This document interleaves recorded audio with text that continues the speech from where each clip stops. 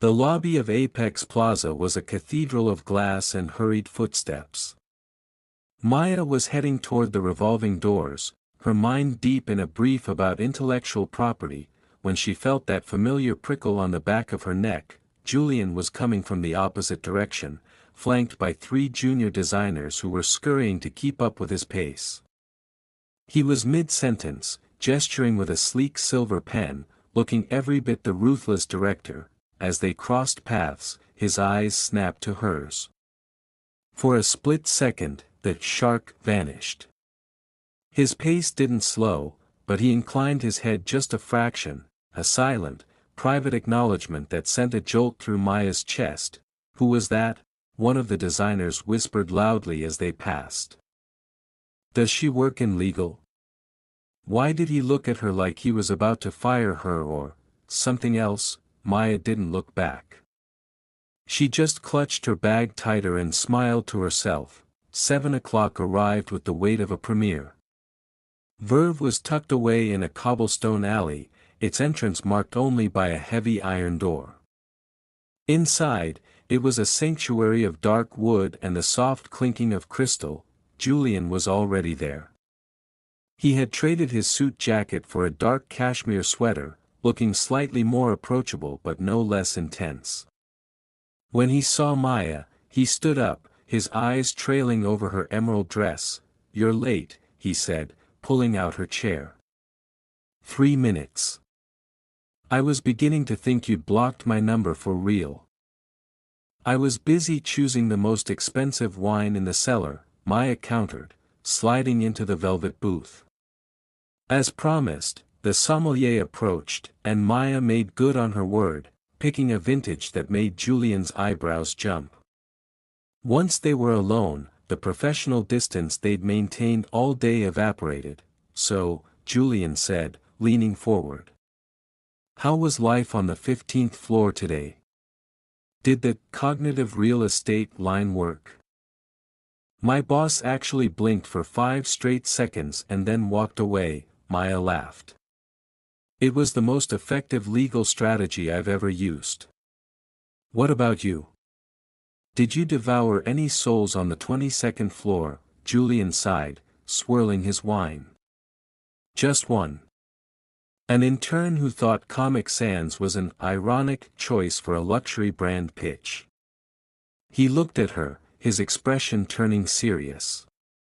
"It's strange, isn't it?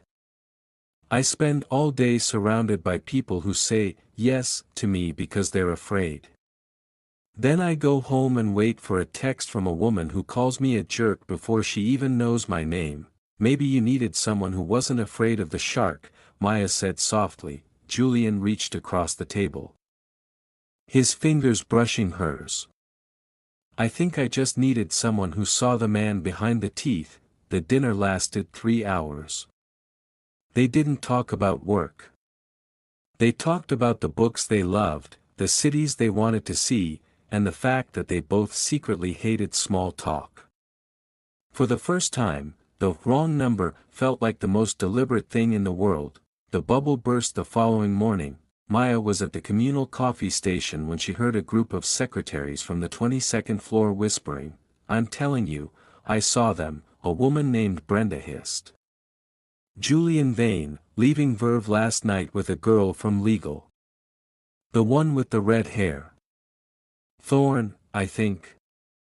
"No way," another replied. "He doesn't date staff.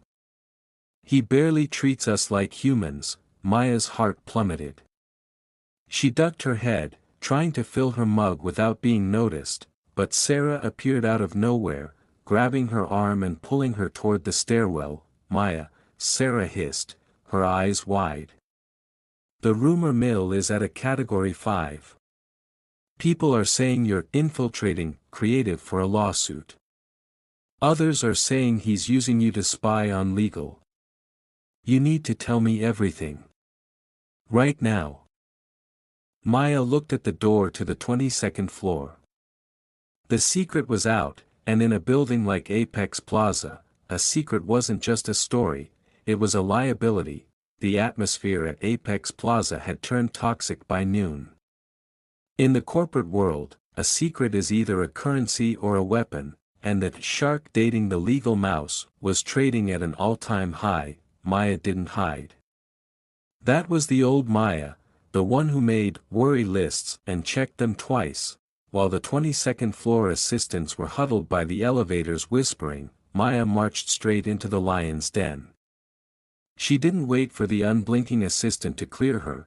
She pushed open the heavy oak doors to Julian's office.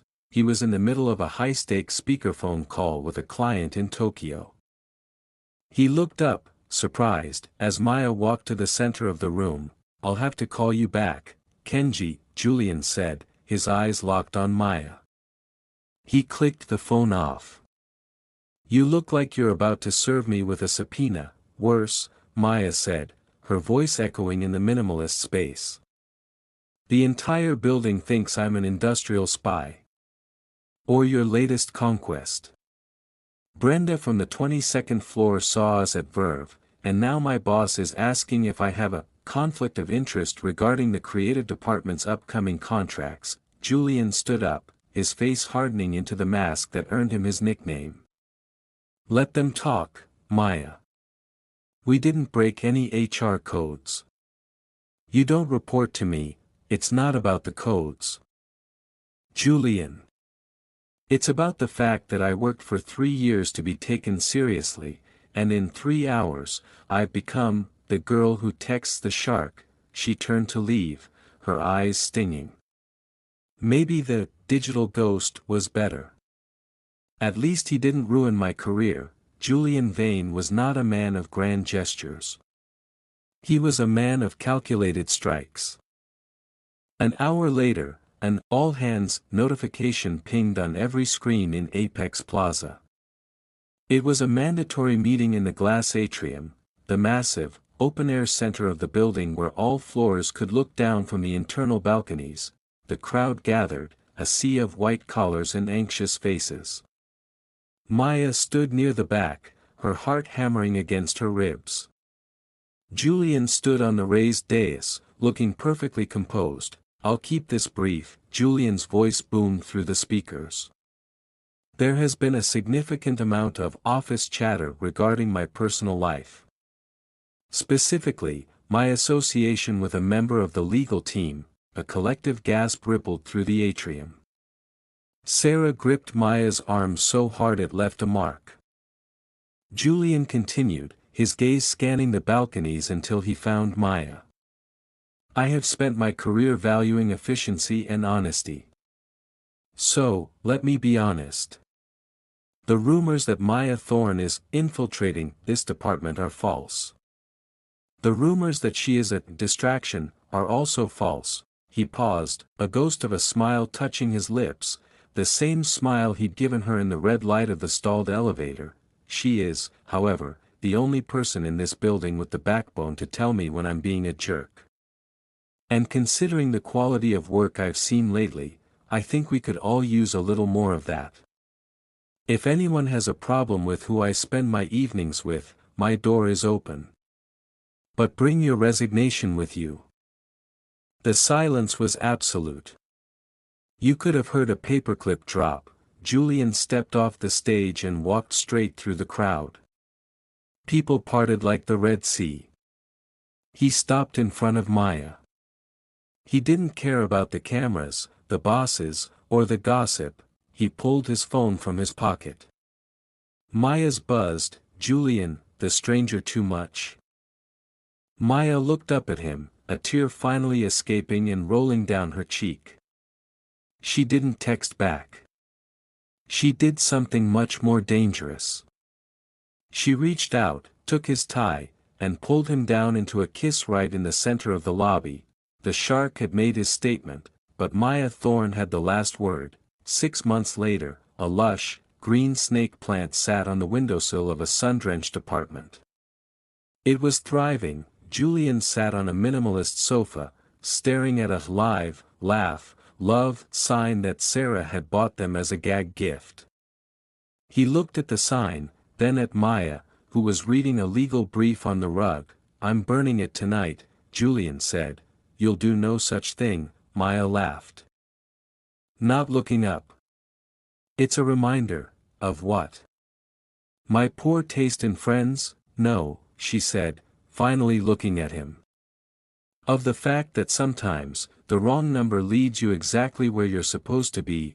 Julian smiled, leaning over to kiss her. Fine. It stays. But if I start manifesting abundance, you have permission to fire me. Don't forget to subscribe to the channel, kindly like, and tell us where you are watching from in the comments section.